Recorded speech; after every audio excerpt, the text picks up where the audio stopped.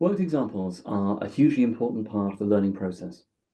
They offer a model of expert thinking and processing, and they demonstrate how an expert would apply their knowledge when working to answer a question.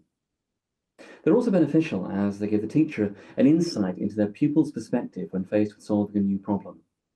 It can be difficult to know how to answer a question or how to effectively break down a task if it isn't something you've worked through and completed yourself. As a teacher, you should be considering your pupil's prior knowledge and then tailor the worked example to be built on this and accessible to them. There's also the old danger of providing worked examples that aren't replicable. There's no end to teachers who've spent an hour writing a worked example to a question that a pupil has 20 minutes to answer. And that means that the quantity and the quality of the response isn't actually replicable. You will, of course, naturally take a little longer to create the example to ensure it includes everything you want to demonstrate, and to ensure it's designed in a way that will alleviate some of the load placed on the working memory.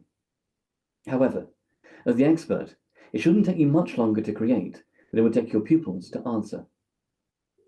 Worked examples can be introduced at almost any point as a learning tool. I typically use them in English once the class is secure in all the foundational concepts. And then I use the worked example as a way of demonstrating how to pull all that learning together.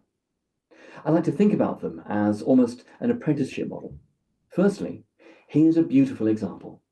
Secondly, here's a master craftsman crafting a beautiful example. Thirdly, let's work through the process of crafting a beautiful example together. Fourthly, now you create a beautiful example, and I'm here to help if needed. And then lastly, now you create a beautiful example independently. In the example shared below, it's important to know that the class were already familiar with the topic.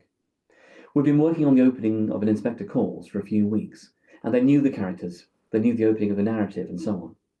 With this in mind, and a secure foundation of knowledge on which to build, I felt a worked example would help me demonstrate how they could pull all this learning together when answering an exam question.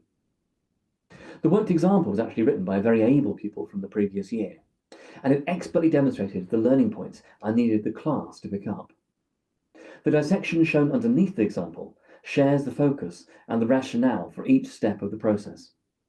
It's structured as an effective paragraph. That's a clear point, valid evidence that's embedded, explanation and analysis with a zoom in on a specific word, some technical terminology, and a link to the whole text. I talked through this with the class, sharing my thoughts on why this is such an excellent example at each stage. Following on from this, what we then do is create a further example together. Then the pupils would attempt an example themselves independently.